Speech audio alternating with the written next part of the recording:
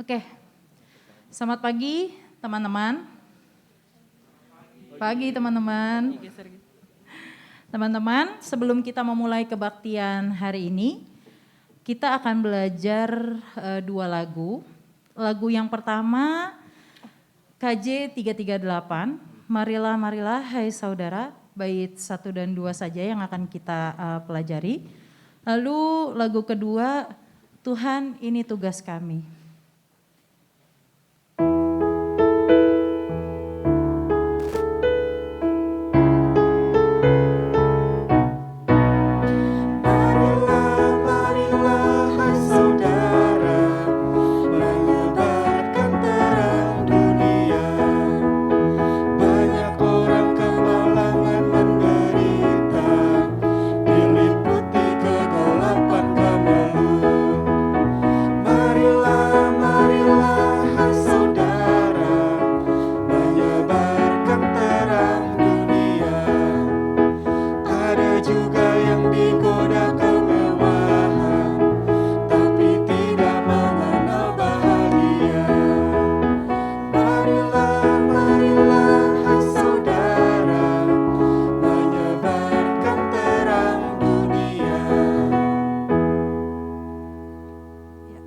Lagu yang kedua, Tuhan Ini Tugas Kami.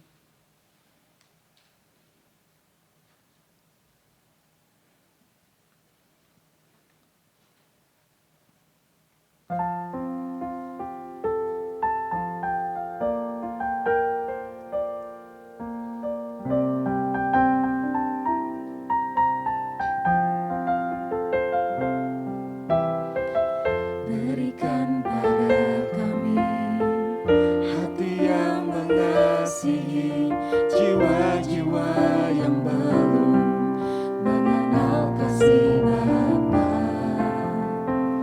Mereka yang dalam gelap, mereka yang tersesat, hati kami ingin seperti hatimu Yesus. Tuhan, ini tugas kami, beri keberanian bagi kami. Taruhlah roh yang rela melayani dan menyenangkan hati Tuhan, itu yang kuingini.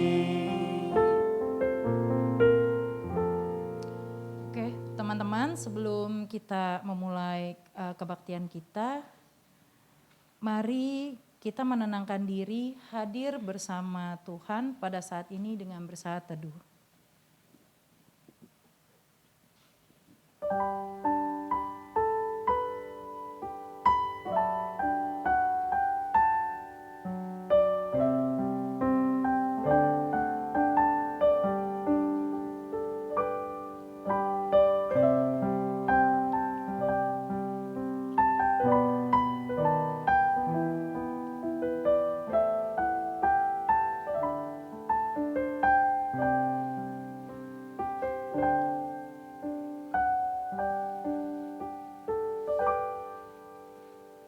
Ya teman-teman, mari dengan bangkit berdiri, kita akan memulai ibadah kita. Beribadahlah kepada Tuhan dengan sukacita. Datanglah ke hadapannya dengan sorak-sorai, Masuklah melalui pintu gerbangnya dengan nyanyian syukur. ke dalam pelatarannya dengan puji-pujian. Sebab Tuhan itu baik, kasih setianya untuk selama-lamanya. Dan kesetiaannya tetap turun-temurun. Mari sembah Tuhan kita, Sang Khalik dan yang Maha Besar.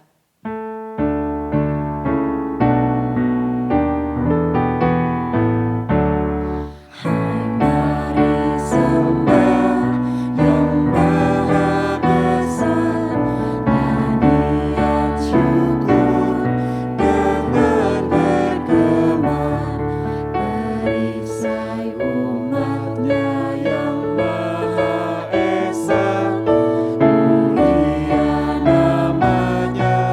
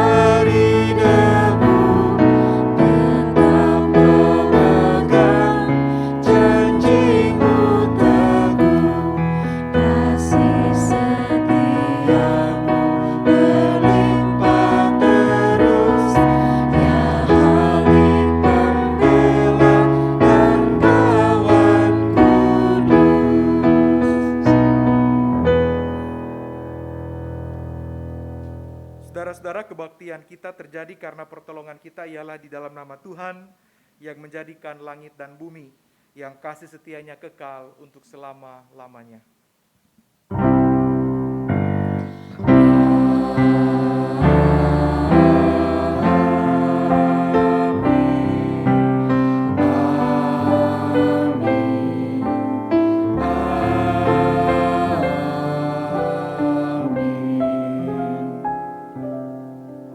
Kasih karunia dan damai sejahtera dari Allah menyertai saudara-saudara. dan menyertai saudara juga.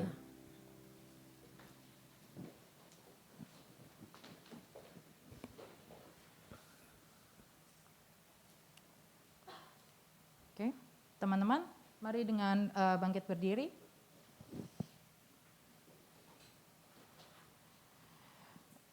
Dua Korintus 10 ayat 5, kami mematahkan setiap siasat orang dan merubuhkan setiap kubu yang dibangun oleh keangkuhan manusia untuk menentang pengenalan akan Allah. Kami menawan segala pikiran dan menaklukkannya kepada Kristus. Dalam keadaan perpecahan akan kepentingan dan golongan, Yesus menginginkan kita untuk menjadi terang bagi mereka yang tertawan, dan dalam gelap, Yesus menginginkan daku.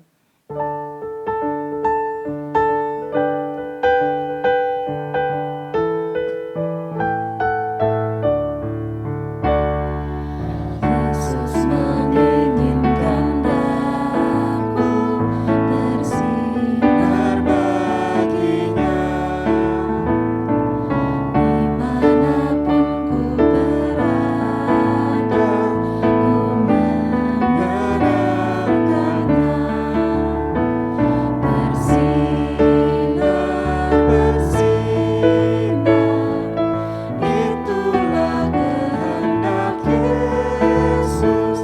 Bersinar, bersinar, aku bersinar terus.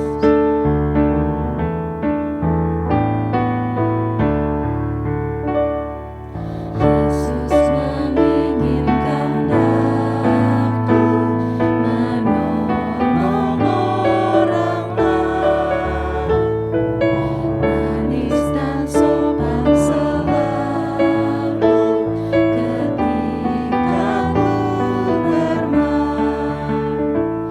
Bersinar, bersinar, itulah kehendak Yesus. Bersinar, bersinar, aku bersinar terus. Silakan duduk teman-teman. Teman-teman, di tengah perkembangan zaman, di mana teknologi sosial media sekarang sudah sangat berkembang sekali, sehingga dunia itu seakan-akan sudah tidak ada sekatnya. Satu likes dan komen bisa membuat seseorang itu menjadi terkenal dalam waktu sekejap. Tetapi kondisi itu juga membuka kenyataan pahit, yaitu adanya perpecahan dan perundungan dengan mudahnya terjadi melalui media sosial.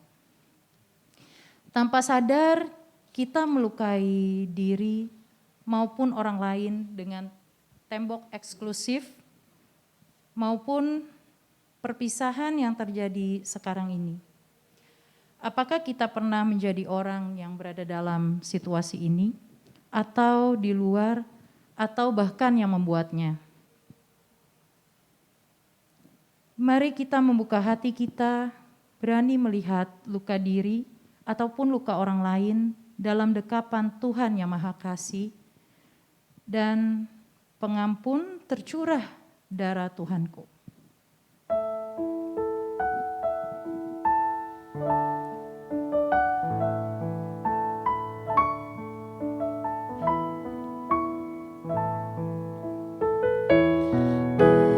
Tercurah darah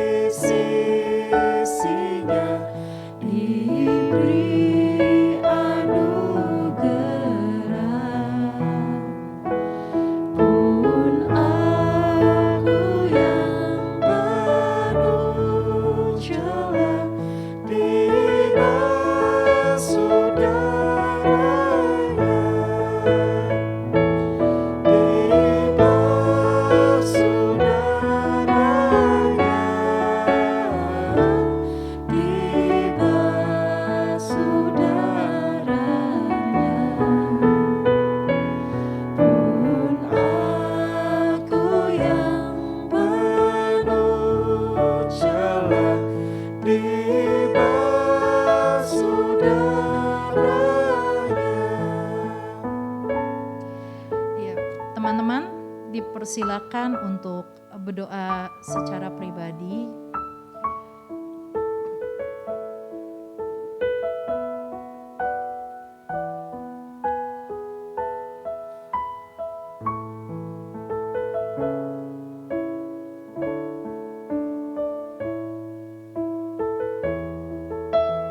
Tuhan, inilah kami, ampuni dosa dan kesalahan kami, baik yang kami sadari maupun yang tidak.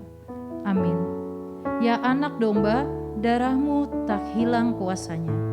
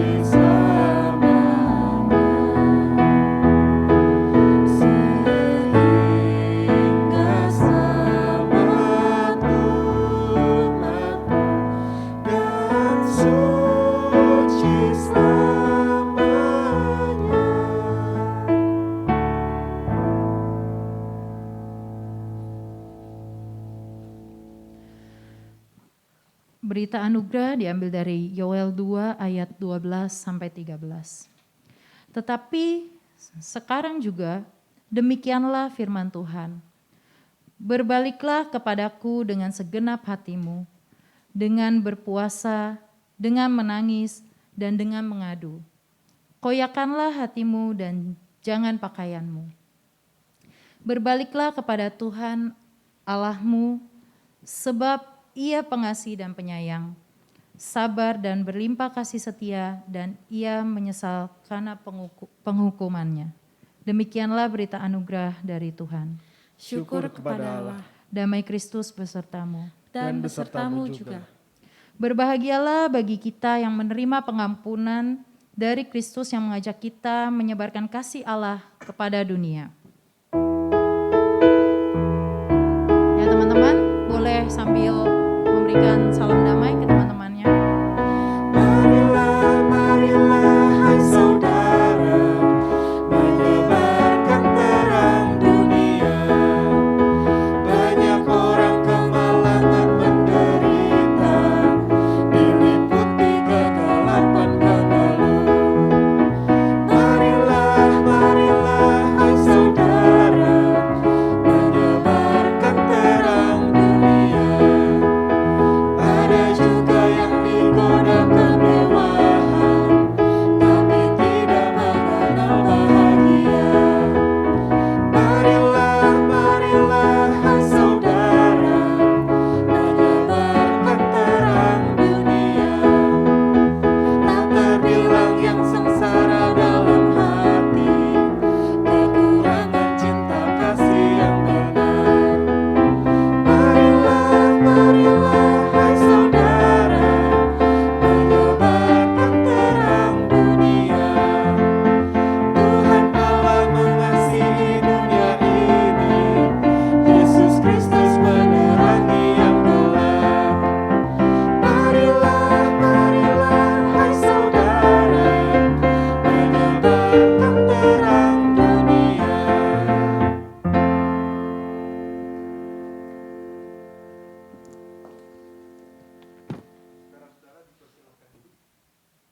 Mari kita bersatu di dalam doa sebelum kita membaca dan merenungkan bagian firman Tuhan pada pagi hari ini. Kita berdoa.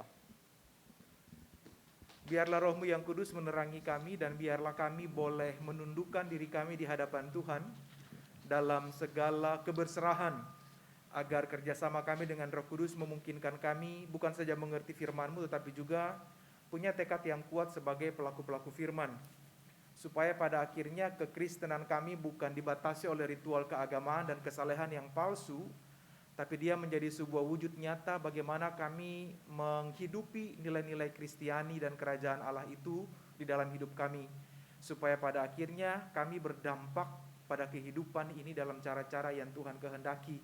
Biarlah hamba-Mu Tuhan pakai sebagai alat yang kecil dalam tangan-Mu, dalam kelemahan dan keterbatasannya Tuhan kendalikan dan Tuhan layakan, agar segala sesuatu terjadi hanya untuk kemuliaan nama-Mu saja.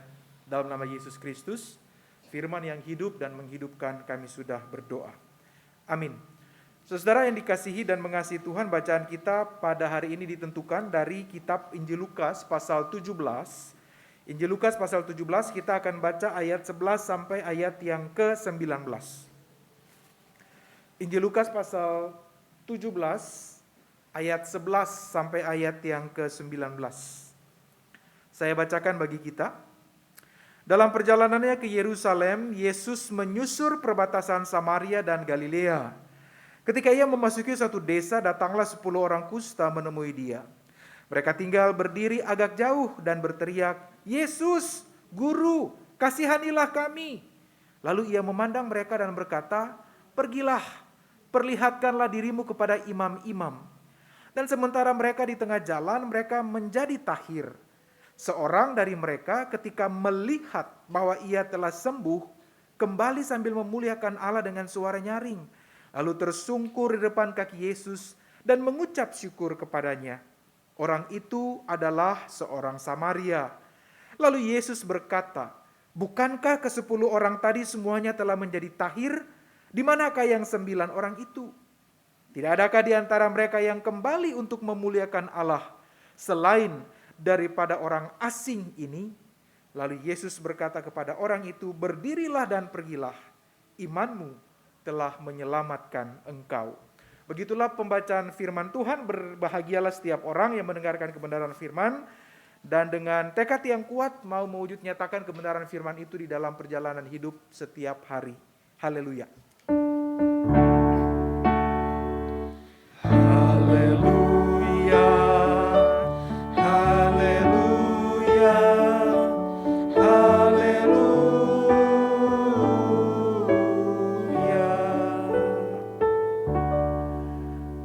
Saudara-saudara, rekan-rekan pemuda yang dikasihi dan mengasihi Tuhan, percakapan tentang orang Samaria itu selalu mendapatkan tempat yang spesial, ya. Jadi saya yakin saudara juga punya pemahaman itu bahwa dalam pengajaran Yesus, orang Samaria itu selalu mendapatkan tempat yang spesial, ya. Kita lihat cerita tentang orang Samaria yang baik hati dalam teks kita pada masa Perjanjian Lama, juga selalu Samaria disebut-sebut dan kita menemukan ada semacam kategorisasi antara Samaria dan Yahudi. Orang-orang yang non-Yahudi dan Samaria, Betel dan seterusnya. Kita menemukan di sana bahwa dalam konsep keagamaan dan sosial orang-orang Yahudi, orang Samaria adalah bangsa atau kategori orang yang second class, bahkan bisa dikatakan kelas ketiga juga. Mengapa? Karena pertama, mereka dianggap sebagai orang-orang yang tidak bertuhan. Mereka dianggap sebagai para penyembah Baal. Pada zaman Perjanjian Lama, pada zaman Daud, ketika Daud melakukan yang namanya sentralisasi kultus, yang gerakannya disebut sebagai the only Yahweh movement, atau gerakan yang hanya menyembah Yahweh saja, maka semua pusat-pusat penyembahan di Samaria, di Dan, di Betel itu ditutup, dan semua orang harus datang ke Yerusalem menyembah Tuhan. Maka timbul semacam in-group favoritism, tentang bagaimana orang-orang Yahudi melihat bahwa diri mereka jauh lebih rohani, diri mereka jauh lebih baik secara spiritual. Dalam konteks sosial, mereka menganggap diri mereka sebagai kelas nomor 1, sebagai priayi. Dan karena itu mereka memandang orang-orang yang ada di Samaria secara khusus, yang ada di Betel, di Dan, yang di luar Yerusalem, adalah bangsa yang kelas kedua. Ya. Dan karena itu selalu didiskriminasikan, selalu dipandang remeh. Bahkan dalam konteks keagamaan tertentu, asumsi bahwa orang-orang di luar Yahudi adalah bangsa kafir adalah sesuatu yang umum terjadi pada waktu itu. Karena itu saudara, ketika kita membaca teks kita pada pagi hari ini, kita menemukan sebuah gambaran yang lain sebenarnya, ya, bahwa ke-10 orang Samaria ini mereka sama-sama sakit kusta, tapi kita juga mendapatkan kesan yang kuat bahwa yang 9 itu adalah orang Yahudi, yang 1 ini orang Samaria. Gitu ya. Yang menariknya adalah bahwa Dalam kehidupan yang normal, bangsa ini tidak mungkin bersatu. Ya, jangankan bareng. Kan kalau dalam kisah tadi kita nangkap kesannya bahwa orang kusta yang Samaria dan Yahudi ini mereka satu, mereka bareng gitu ya. Tapi dalam kehidupan normal yang sehat, jangankan bareng ya. Mereka berjalan di belakang orang Yahudi dengan arah angin yang sama aja tuh mereka nggak mau. Ya, karena mereka takut kalau arah angin berlawanan datang, maka arah angin itu membawa uap badannya orang-orang Samaria kepada mereka dan mereka menjadi najis. Kita tahu kisah tentang Yesus bercakap-cakap dengan perempuan di sumur, ya, mereka bahkan tidak boleh ada pada satu sumur pada waktu yang sama. Mereka datang dengan timbanya sendiri karena mereka nggak mau najis. Jadi kayak kita sama orang kena COVID pada waktu-waktu awal gitu saudara ya. Kayak sesuatu yang menakutkan, bersentuhan gak boleh, kena uap badannya aja kita gak mau. Kira-kira konsepnya kayak begitu. Tapi menariknya kita menemukan bahwa ketika mereka ada pada kesukaran, pada penderitaan, mereka bersatu. Tidak ada yang membeda-bedakan mereka. Jadi memang betul orang katakan bahwa penderitaan itu membongkar sebuah bentuk-bentuk diskriminasi. Penderitaan dan kesulitan itu merobohkan benteng-benteng pemisah antara kita dengan orang lain. Kalau kita lihat di rumah sakit, pengalaman saya jaga papa saya waktu cancer beberapa tahun yang lalu, itu mau dari kalangan mana aja kita bisa ngobrol semuanya dengan enak ya. Mengapa? Karena orang bersatu pada isu yang sama, pada kesulitan yang sama.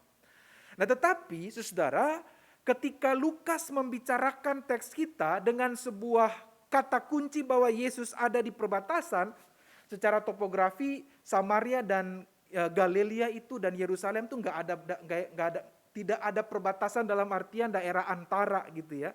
Jadi sebenarnya yang dimaksudkan oleh Lukas dengan perbatasan ini lebih kepada makna teologis ketimbang makna geografis. Dia sedang menjelaskan bahwa bahkan kalaupun ada daerah antara, maka para ahli mengasumsikan bahwa jalan itu nggak akan pernah dilalui. Karena selalu akan dianggap jalan yang najis. Tapi menariknya, Lukas dalam teks kita menceritakan bahwa Yesus mau ke Yerusalem tapi lewat jalan itu. Ini jalan yang tidak populer. Apalagi kita menemukan bahwa jalan itu adalah jalan yang ada orang kustanya. Bagi orang Yahudi, orang kusta itu orang-orang yang kena kutuk ilahi. Ya. Jadi ketika dalam keluarga ada indikasi kena kusta, maka mereka sekeluarga akan bawa keluarga itu ke luar kota, ke luar pintu gerbang dan mereka akan buang mereka. Karena memang tidak diinginkan sama sekali. Kusta itu dianggap sebagai penyakit yang terkutuk. Dan karena itu tidak ada yang mau bersentuhan, tidak ada yang mau dekat-dekat dengan orang-orang kusta. Bahkan dari kalangan sendiri pun gak ada. Jadi kita bisa membayangkan bahwa Yesus mengambil rute pada daerah yang sebenarnya daerah mati ya, daerah yang tidak populer untuk dilalui.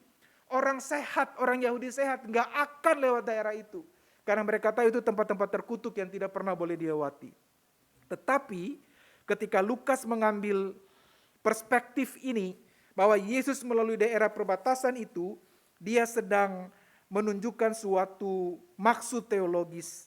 Yesus sedang berjalan dalam perjalanan ke Yerusalem, Yesus sedang berjalan pada perjalanan salibnya, dan perjumpaan yang ia alami di sepanjang jalan itu mengungkapkan sesuatu tentang sifat kerajaan Allah yang akan ia dirikan di sana. Perjumpaan dengan para kusta tadi terjadi di ruang tengah, di ruang antara apa yang diizinkan Allah melalui Yesus untuk dimanifestasikan. Tentang bagaimana kehadirannya itu kemudian merekatkan tembok-tembok yang selama ini membuat orang-orang itu terpisah. Tentang bagaimana kerajaan Allah itu hadir bagi semua pihak. Tentang kerajaan Allah itu adalah sebuah manifestasi universal, bukan klaim eksklusif satu bangsa tertentu.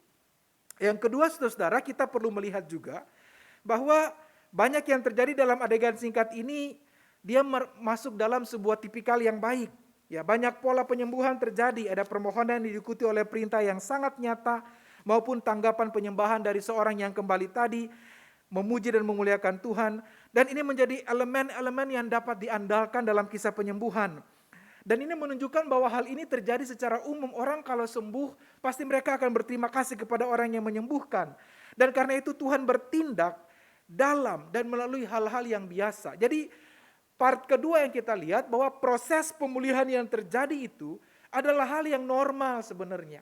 hal yang biasa. Tetapi bagian yang ketiga kita menemukan bahwa dalam hal yang biasa tadi ada hal yang luar biasa. Ya. Mengingat bahwa Yesus telah memerintahkan 10 orang untuk mengikuti hukum, dan pertanyaannya tampak agak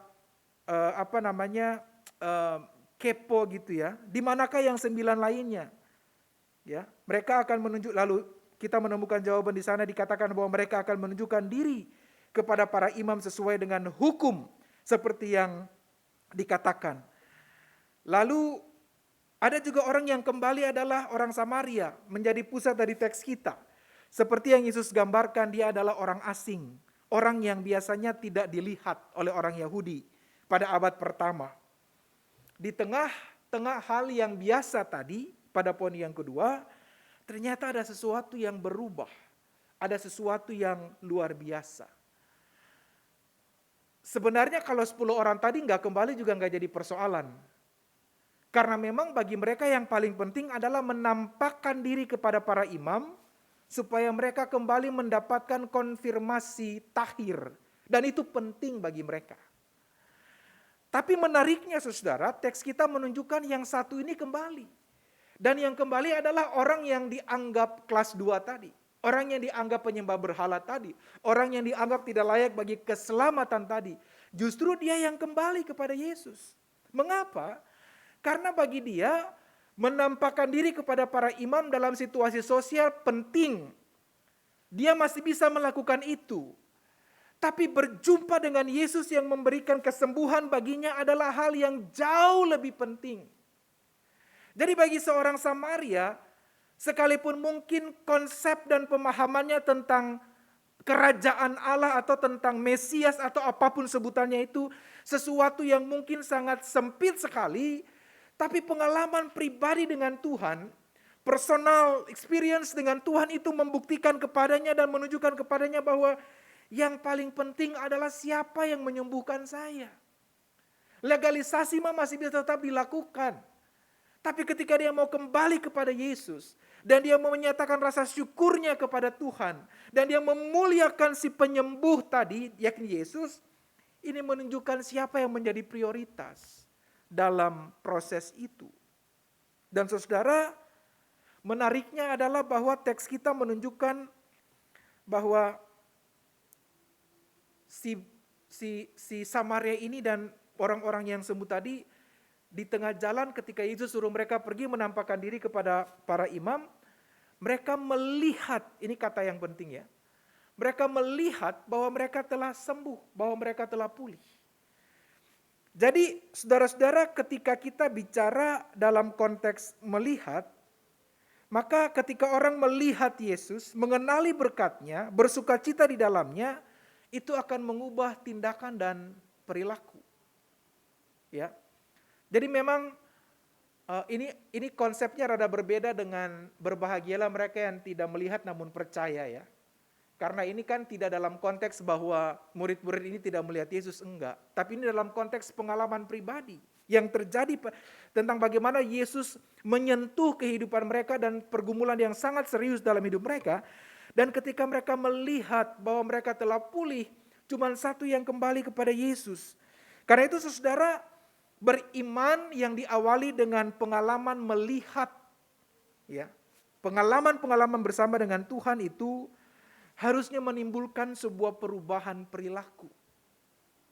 Banyak dari kita yang telah melihat perbuatan-perbuatan Tuhan dalam hidup kita, stay on dalam apa yang menjadi tujuan kita. Kita melupakan sumbernya. Banyak dari kita yang telah melihat bagaimana Tuhan bekerja dengan luar biasa dalam hidup kita. Kita telah melihat, kita telah merasakan kasih Tuhan. Tapi kadangkala untuk kembali ke Tuhan seperti gambaran dan kesan orang Samaria yang satu ini kayaknya rada susah. Kita masih tetap fokus pada target-target dan pencapaian kita sendiri. Kita masih lebih penting melihat tentang bagaimana pengakuan orang lain. Pengakuan para imam dalam konteks ini jauh lebih penting daripada kembali kepada Yesus dan menunjukkan bahwa dia telah mengalami keutuhan. Karena itu ketika Yesus mengatakan imanmu telah menyelamatkan engkau, terjemahan King James Version mengatakan imanmu telah membuat imanmu telah membuatmu menjadi utuh. Jadi pengalaman melihat dan keyakinan akan peristiwa itu bersama dengan Tuhan membuat kita seharusnya menjadi lebih utuh. Lebih utuh untuk semakin mengenali Tuhan itu. Lebih utuh untuk kembali kepada track yang tepat, kembali kepada Tuhan. Dan melafazkan rasa syukur kita kepadanya. Nah saudara yang dikasihi dan mengasihi Tuhan, karena si Samaria melihat apa yang telah terjadi, ia mengenali Yesus dan kuasanya. Karena ia melihat apa yang telah terjadi, maka si kusta tadi memiliki sesuatu untuk disyukuri dan memuliakan Tuhan dengan suara nyaring. Karena ia melihat apa yang telah terjadi, maka ia berubah arah. Ya. Ia berbelok dari arahnya menuju imam dan kembali kepada Yesus. Maka ini hendaknya menjadi sebuah penghayatan bagi saudara dan saya. Seberapa penting saudara dan saya putar arah kembali kepada Yesus ketika kita diberkati. Ketika kita telah melihat bagaimana karya-karya Tuhan dalam hidup kita. Kadang-kala orang muda banyakkan ngegas. Ya, kalau putar balik kan orang butuh ngerem ya. Betul ya, coba aja Anda bawa mobil atau bawa motor, bawa sepeda putar balik gak ngerem, celaka kamu. Ya. Tapi ketika kita mau belajar berbalik kepada Yesus, ini kan dalam konteksnya kan bukan berarti berbalik kepada Yesus terus ninggalin kerjaan kan, bukan ya. Tapi berbalik kepada Yesus sebagai sebuah tanda spiritual kita bahwa dalam proses kita mencapai target kita, mencapai pengakuan yang dibutuhkan yang penting bagi karir kita, Tuhan tuh tetap jadi prioritas. Jangan sampai kita ngegas terus ke depan, kita sudah mengalami berkat-berkat Tuhan, kita lupa gitu ya. Malah kita terjebak pada pemahaman teologi yang parah, yang mengatakan ya memang sudah seharusnya Tuhan memberkati saya. Karena kan saya sudah percaya kepada Tuhan. Jadi ketika saya diberkati Tuhan itu sudah sewajarnya. Ini cara berpikir yang fatal. Sebab kita menjadikan Tuhan sebagai rekan transaksional kita. Ya. Nah, Bapak Ibu dan Saudara, rekan-rekan pemuda yang dikasihi dan mengasihi Tuhan, kita perlu memahami hal ini dengan baik. Dan dalam terang ini, kisah kita berfungsi sebagai sebuah undangan bagi kita semua, bagi semua orang percaya, untuk menyadari bahwa apa yang kita lihat membuat sebuah perbedaan. Dalam menghadapi kesulitan, apa yang saudara dan saya lihat? Kita lihat bahaya atau peluang. Dalam menghadapi kebutuhan, apa yang kita lihat? Permintaan atau pemberian. Dalam menghadapi orang asing, apa yang kita lihat? Musuh atau teman potensial. Apa yang saudara dan saya lihat akan membuat perubahan. Ketika si kusta ini melihat apa yang terjadi pada dirinya, itu membuat perubahan. Mereka 10-10-nya melihat. Tapi yang satu memilih arah yang berbeda daripada yang 9 yang pada umumnya. Yang satu memilih untuk kembali pada perjalanan yang sunyi, sementara yang 9 pergi menuju kepada keramaian sosial pada waktu itu. Apa yang kita lihat akan menentukan arah kita, dan itu pada akhirnya akan membuat perbedaan. Masuk dalam tema kita pada hari ini, berbicara tentang memperluas karya keselamatan Allah, maka tidak ada keraguan apapun yang kita pahami tentang orang-orang yang tinggal di pinggiran komunitas pada waktu itu. Semuanya penuh dengan diskriminasi, semuanya penuh dengan cara berpikir yang payah. Orang-orang pesakitan itu dilihat sebagai orang-orang yang tidak punya peluang, tidak punya harapan, bahkan harus diasingkan. Bahkan kalaupun mereka mati ya sudah mereka mengurus diri mereka sendiri. Keluarga pun tidak akan datang dekat-dekat dengan mereka. Nah saudara yang dikasihi dan mengasihi Tuhan, dalam cara pandang seperti ini kita kembali melihat apa yang terjadi dengan kondisi kita. Apa yang terjadi dengan orang-orang yang quote-unquote terjadi dalam pinggiran komunitas kita. Yang diperlakukan sebagai yang tidak terlihat atau tidak menyenangkan. Karena penampilan mereka, atau karena siapa mereka, dari mana mereka berasal. Jangan-jangan saudara dan saya sudah punya stigma tertentu kepada orang tertentu. Jangan-jangan kita terjebak pada penilaian bahwa kalau orang yang pakaiannya bagus, itu yang harus dia layani lebih baik daripada mereka yang tidak. Jangan-jangan kita terjebak untuk lebih pilih kasih. Jangan-jangan kita terjebak untuk punya cara pandang yang yang pada akhirnya memarginalkan orang lain dalam berbagai hal. Jangan-jangan kita terjebak untuk mengukur orang hanya berbasis pada pengalamannya masa lalu yang 10 tahun lalu. Mungkin setelah 10 tahun sekarang dia sudah berubah. Dia sudah menjadi pribadi yang jauh lebih baik. Dia telah mengalami proses transformasi. Tapi kita yang tidak berubah, masih pakai standar 10 tahun lalu untuk menilai dia pada masa kini. Dan kita mencap dia sebagai orang-orang yang payah. Saudara-saudara, dalam cara seperti ini, maka kita dipanggil. Yesus memanggil kita dan telah mengasihi kita, supaya kita dapat terpanggil dan juga mengasihi mereka yang ada pada jalur-jalur perbatasan tadi. Kisah ini menjadi sebuah pemaknaan yang mendalam, bahwa kalau Yesus berhasil melalui perjalanan sebuah jalan perbatasan yang tidak populer, untuk merangkul mereka yang terbatas tadi, mereka yang didiskriminasikan tadi, mereka yang dimarginalkan tadi dalam berbagai sebab, maka panggilan saudara dan saya juga adalah untuk merangkul.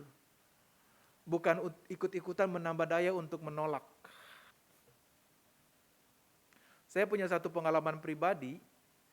Jadi waktu salah seorang kakak saya akan menikah, dan dia menikah dengan seorang perempuan yang sudah memiliki anak, dengan tujuan untuk menyelamatkan nama baik keluarga. Ini teman baiknya, itu seluruh keluarga nggak ada yang setuju.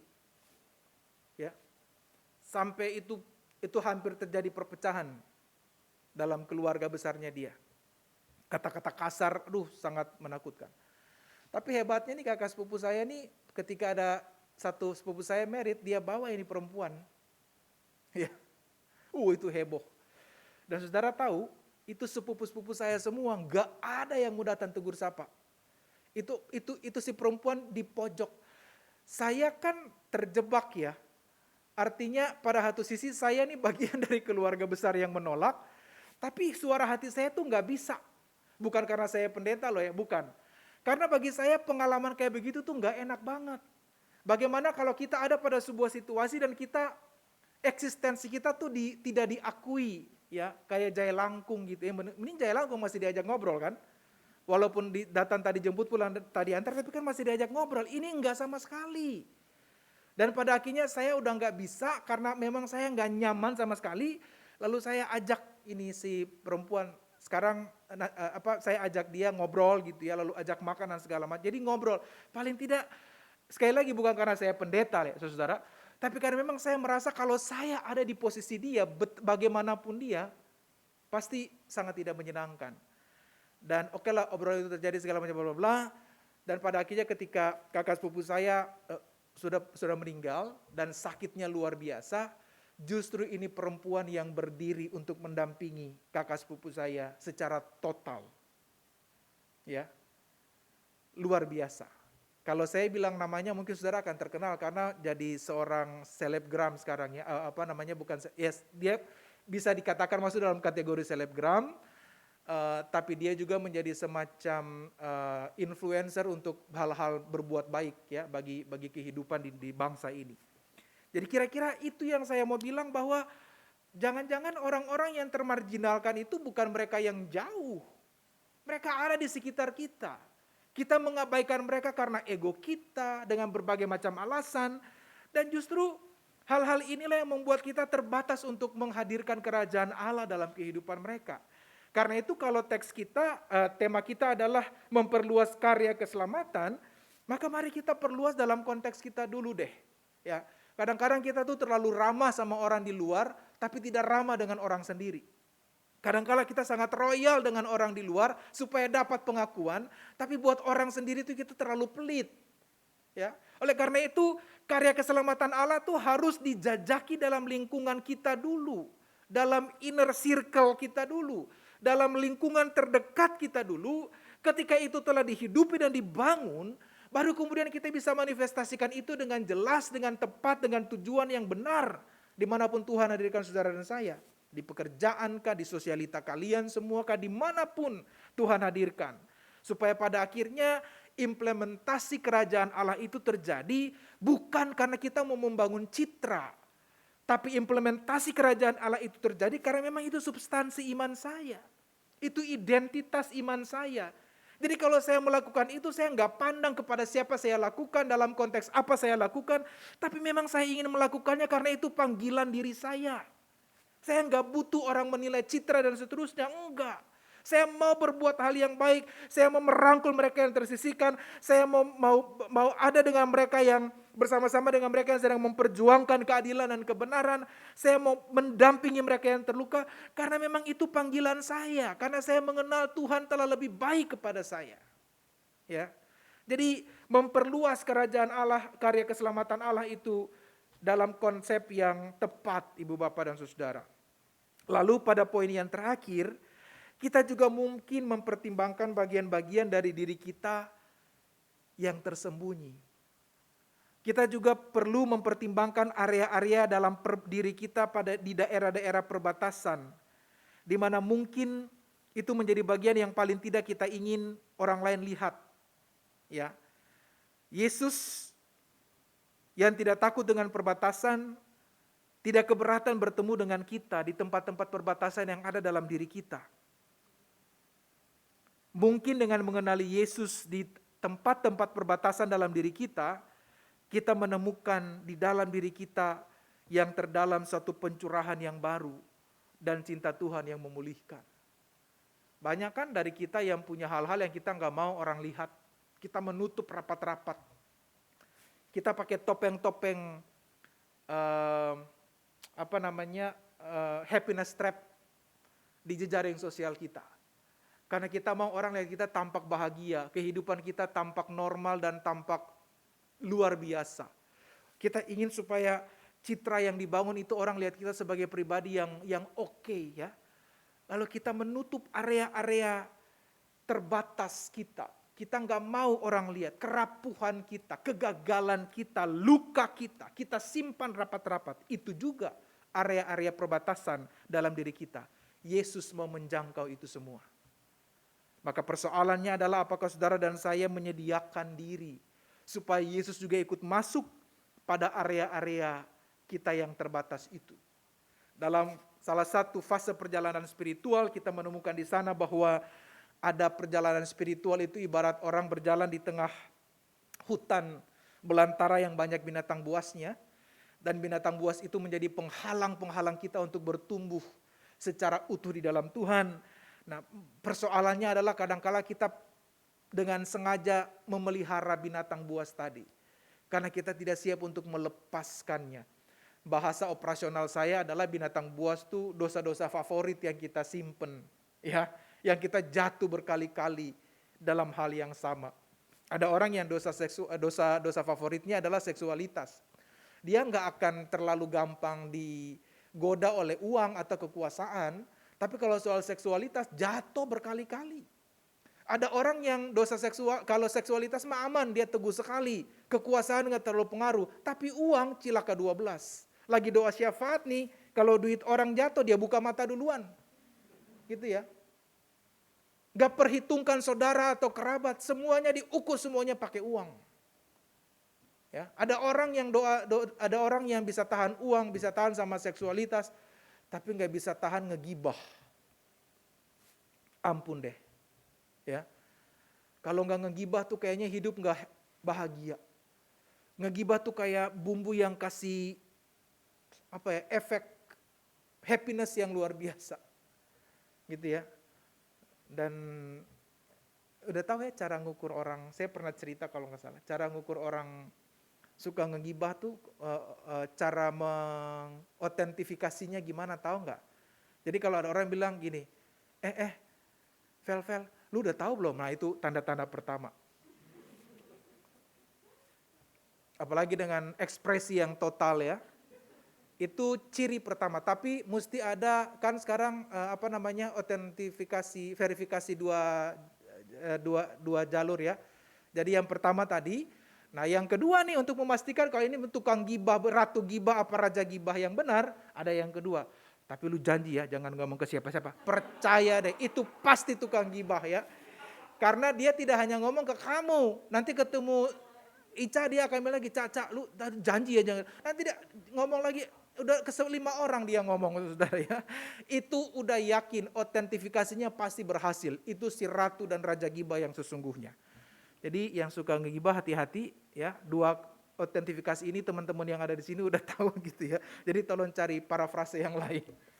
Nah saudara, hal-hal ini menunjukkan kepada kita bahwa dalam area private kita, dalam area diri kita tuh ada hal-hal di ujung-ujung perbatasan yang kita tutup rapat.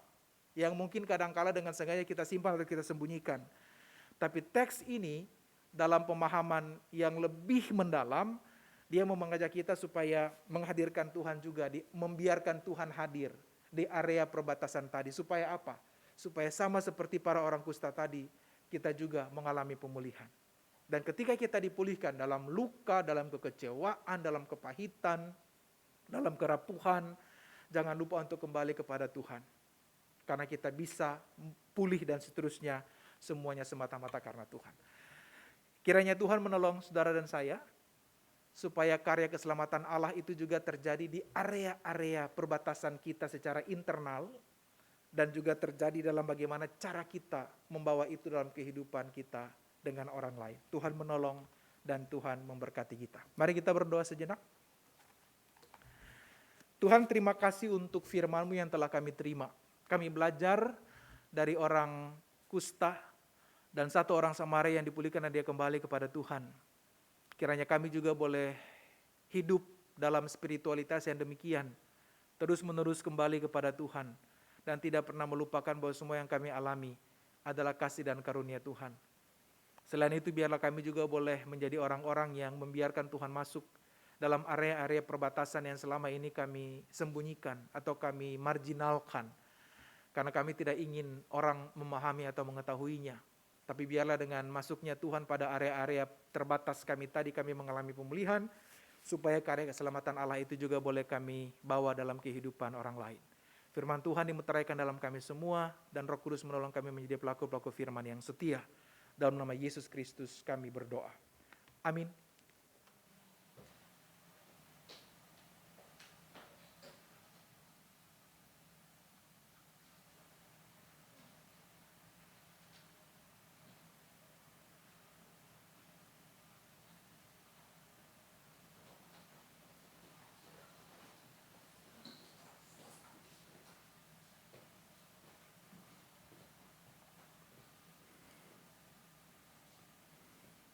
Bersama dengan gereja di segala abad dan tempat, marilah kita mengikrarkan pengakuan iman kita seturut dengan pengakuan iman rasuli. Demikian. Aku percaya kepada Allah, Bapa yang Maha Kuasa, Halik langit dan bumi, dan kepada Yesus Kristus, Anak yang tunggal Tuhan kita, yang dikandung dari Roh Kudus, lahir dari anak darah Maria, yang menderita sengsara di bawah pemerintahan Pontius Pilatus, disalibkan, mati dan dikuburkan, turun ke dalam kerajaan maut. Pada hari yang ketiga, bangkit pula dari antara orang mati, naik ke surga, duduk di sebelah kanan Allah, Bapa yang Maha Kuasa, dan dari sana ia akan datang untuk menghakimi orang yang hidup dan yang mati. Aku percaya kepada Roh Kudus, gereja yang kudus dan am, persekutuan orang kudus, pengampunan dosa, kebangkitan orang mati, dan hidup yang kekal. Amin. Silakan duduk.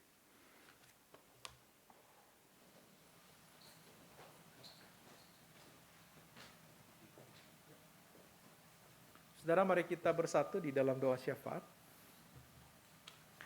Bapa yang baik, kami berterima kasih atas kebaktian pemuda yang boleh kami lakukan pada hari ini. Biarlah kesempatan berbakti senantiasa membuat kami bertumbuh dalam iman, pengharapan, dan kasih akan Tuhan yang diwujudkan dalam kehidupan bersama dengan sesama kami. Supaya pertumbuhan iman tadi menolong kami untuk juga mengalami pembaharuan hidup sebagaimana yang Tuhan kehendaki. Kami berdoa kiranya setiap kami boleh Tuhan anugerahi dengan segala kebaikan-Mu dalam seluruh perjalanan hidup yang kami lalui. Doa kami bagi rekan-rekan pemuda GKI Samanhudi, Tuhan berkati di dalam kesehatan, keluarga, dan pekerjaan. Juga secara khusus dalam konteks pelayanan, Tuhan berkati Komisi Pemuda dalam seluruh proses dan format pelayanan yang dilakukan. Kiranya semua yang diupayakan boleh sungguh menjadi berkat, dan Tuhan berikan kepada mereka semua kesehatian agar dalam langkah bersama dalam pelayanan mereka memuliakan Tuhan, memandang hanya kepada Tuhan saja. Kami berdoa menyerahkan mereka yang mungkin bergumul dengan kondisi kesehatan, mereka yang bergumul dengan relasi dengan orang-orang yang mereka kasihi, mereka yang bergumul dengan usaha dan pekerjaan, atau mereka sedang dalam tahap mencari pekerjaan. Kami juga berdoa bagi mereka yang punya kerinduan untuk membina kehidupan pernikahan. Dalam segala upaya yang diupayakan, Tuhan memberkati dan Tuhan menyertai. Di tengah-tengah seluruh tantangan dan pergumulan itu, kiranya kami membiarkan Tuhan masuk dan hadir dalam hidup kami sebagai bagian yang utuh, supaya bersama-sama dengan Tuhan kami mengerti arah hidup kami dengan tepat. Bersama-sama dengan Tuhan kami tahu nilai-nilai apa yang harus kami bangun.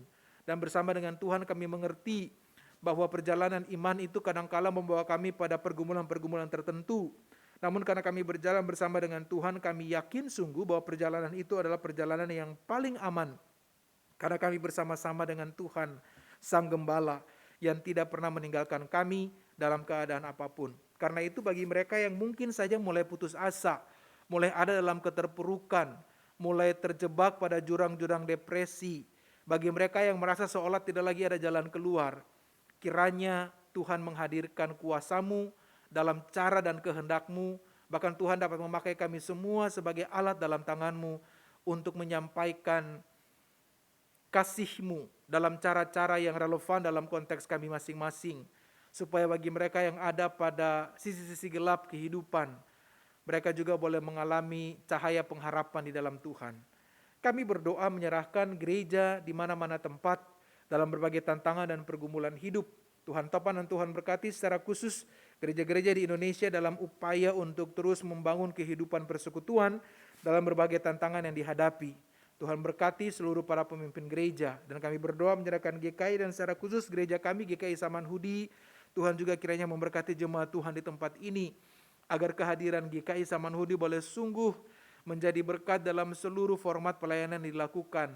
Kami perlu terus belajar di tengah-tengah situasi yang tidak menentu ini, dalam berbagai perkembangan-perkembangan yang terjadi dengan sangat cepat, di tengah-tengah berbagai tantangan ekonomi global dan juga situasi politik dalam negeri dengan berbagai dinamikanya.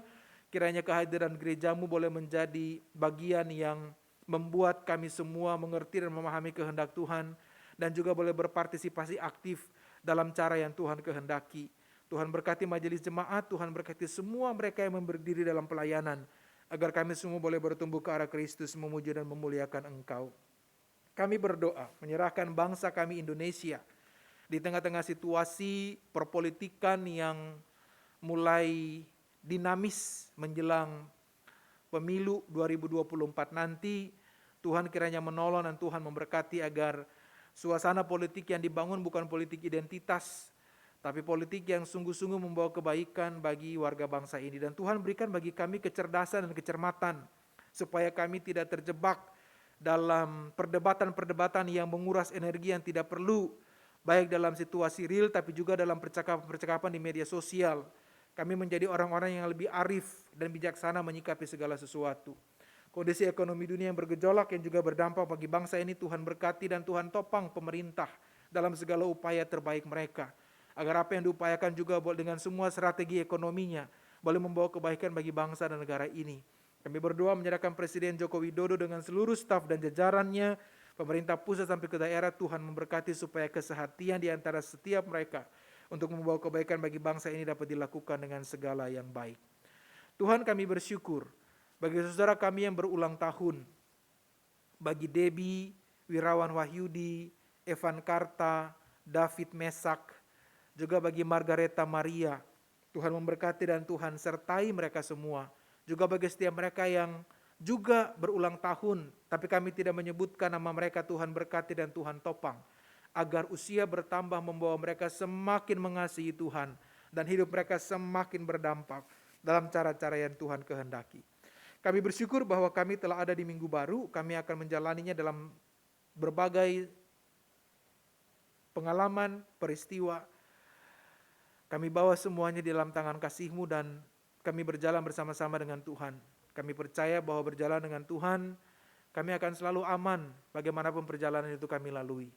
Karena itu bantu kami Bapa, supaya kami terus berpegang kepada Engkau, supaya dalam keberpegangan kami kepada Tuhan, Kami boleh terus merasakan kehadiran-Mu dan itu menjadi kekuatan terbesar kami untuk terus melanjutkan hidup. Semua yang kami mohonkan terjadi dalam kehendak-Mu dan Tuhan topang kami untuk menerima kehendak Tuhan yang terbaik. Karena itu kami menyatakan doa dan pengharapan iman kami hanya di dalam nama Allah Bapa, Putra Tunggal Yesus Kristus, dan dalam tuntunan kuasa Roh Allah yang kudus. Terpujilah nama-Mu sekarang sampai selama-lamanya. Amin.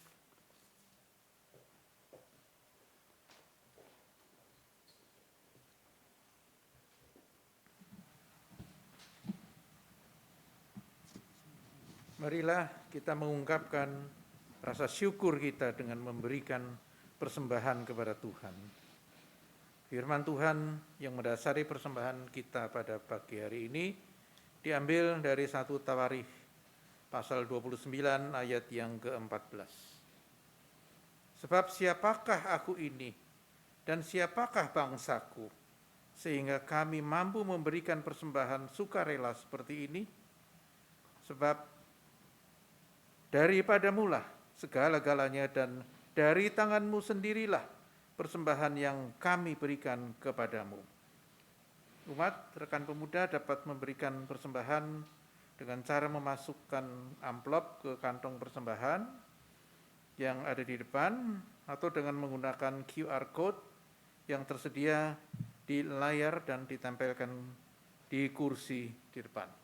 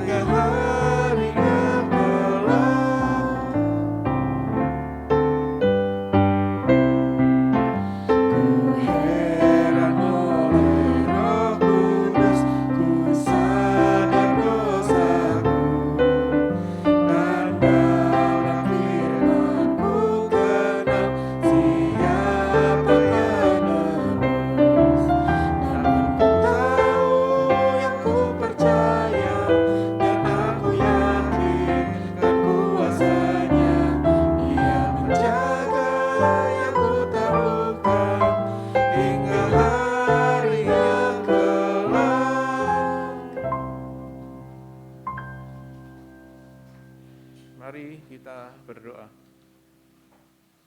Terima kasih Tuhan atas segala perlindungan dan berkat yang Kau limpahkan kepada kami sepanjang kehidupan kami. Teristimewa pada pagi hari ini, kami bersyukur masih dapat datang ke rumah-Mu di sini dan beribadah bersama-sama. Bapa, saat ini kami membawa persembahan syukur kami ke hadirat-Mu. Kami mohon berkat dan pertolongan-Mu agar apa yang kami kumpulkan, materi yang kami persembahkan ini akan Engkau ubah menjadi persembahan yang lebih bermanfaat daripada sekedar sebagai materi saja.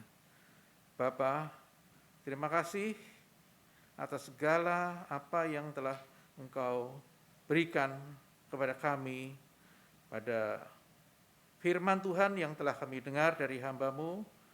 Baru saja, sungguh kami menjadi lebih tahu mengenai makna perbedaan. Ya Tuhan, berikanlah kepada kami hikmat sehingga kami dapat memaknai semuanya itu dan kami dapat mempraktekannya dalam kehidupan kami hari lepas hari. Terima kasih Tuhan, kami panjatkan doa, permohonan dan doa syukur kami ini hanya beralaskan pada satu nama, yaitu Tuhan kami Yesus Kristus. Amin.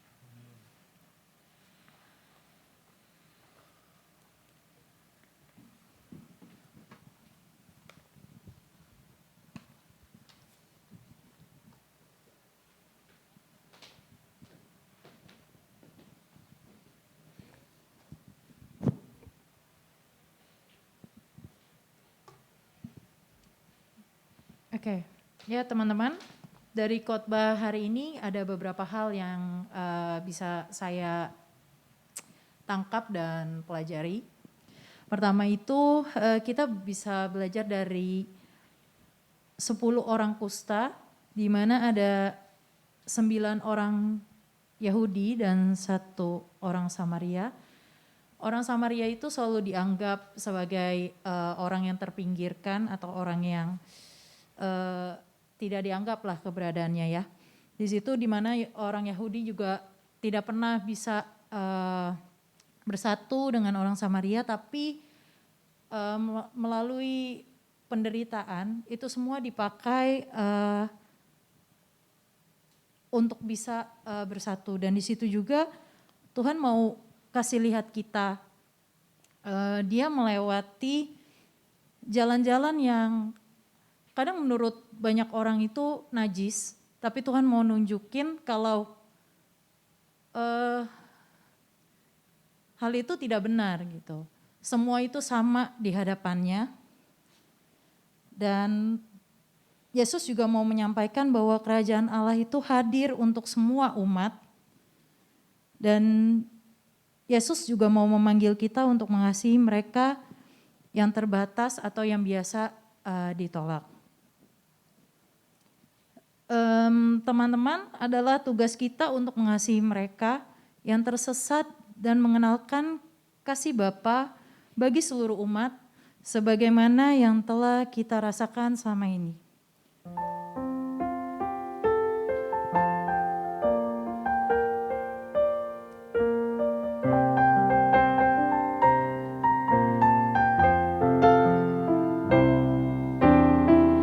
Berikan pada kami hati yang mengasihi jiwa-jiwa yang belum mengenal kasih Bapa.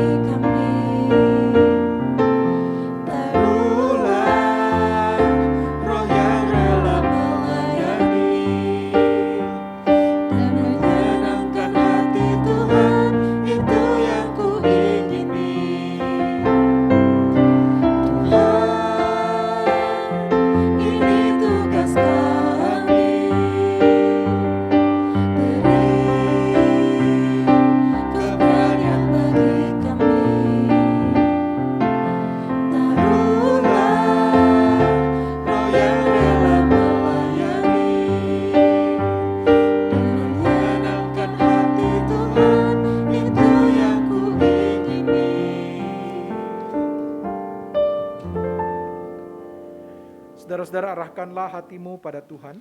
Kami mengarahkan hati kami kepada Tuhan. Jadilah saksi Kristus. Syukur kepada Allah, Terpujilah Tuhan. kini dan selamanya. Pulanglah dalam damai sejahtera dan terimalah berkat Tuhan. Tuhan memberkati engkau dan melindungi engkau. Tuhan menyinari engkau dengan wajahnya dan memberi engkau kasih karunia. Tuhan menghadapkan wajahnya kepadamu dan memberi engkau damai sejahtera. Amin.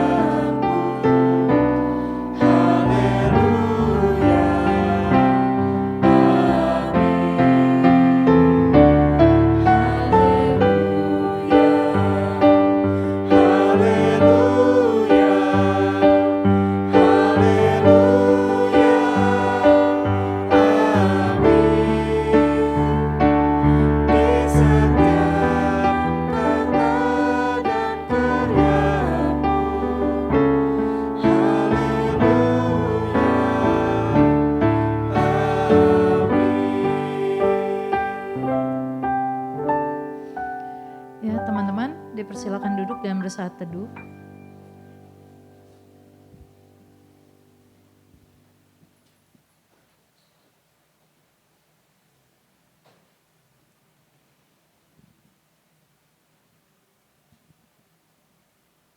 Ya, teman-teman, selamat hari Minggu. Jangan kemana-mana dulu karena ada beberapa hal yang akan disampaikan. Pertama, di sini saya mau mengucapkan selamat datang bagi teman-teman yang baru pernah hadir di minggu ini. Dan next. Ya, pelayan ibadah hari ini dengan pembicara kita Pendeta Samuel Akihari, dengan penatua Eko, lalu PL-nya saya, Felicia Gracia, singernya ada Stefani Natalia dan Kristianto, lalu pemusik ada Gracia Astriani, multimedia ada Felicia Karta, publikasi Novia Halim, Asher hari ini ada Ray, Regita dan Hendrik.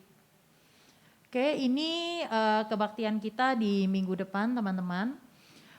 Di mana temanya itu tinggal dalam kebenaran firman, akan dilayani oleh Pendeta Stella Elhando Jono dari GKI Menteng. Tempat dan jamnya itu sama. Lalu pelayannya di sini penatuannya akan dilayani oleh penatua Felicia Karta, PL-nya Mercy dan Meidi, singer Stefani dan Trimalian, pemusik Hansel, multimedia Yogi, publikasi Novia Lukman, Asyar Adam Meli dan Aaron. Oke. Nah ini happy birthday, ada yang ulang tahun, ada Cidebi 27 September dan ada Koko Wirawan datang hari ini di 3 Oktober, lalu ada juga Evan di 3 Oktober, David Mesak di Ko David itu di 5 Oktober dan Margareta Maria itu di 7 Oktober. Happy birthday Kowir, Tuhan memberkati. Next.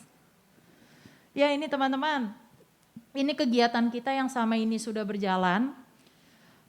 Olahraga bersama, sehat bersama, itu namanya Satur Active Day. Jadi kita ajak teman-teman untuk bergabung dengan kami.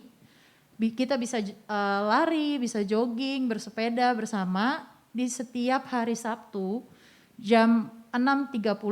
Nah tempatnya itu kenapa ditulisnya Taman Jakarta? Karena kita bisa pindah-pindah ya teman-teman, tergantung situasi dan kondisi. Jadi nanti kalau yang berminat untuk gabung dengan kita untuk olahraga, nah bisa menghubungi Kakak Yogi, nomor teleponnya tertera di sana. Oke, ya teman-teman pasti udah pada kangen untuk main badminton bersama karena kan udah cukup lama ya. Gak ada kegiatan badminton. Nah di sini kita juga mau ajak teman-teman untuk ayo kita bergerak ikut booster sport badminton Itu di hari Minggu 23 Oktober, jamnya itu jam 12 sampai jam 2 siang di Pasar Baru ini, PD Pasar Jaya, Metro Atom Plaza.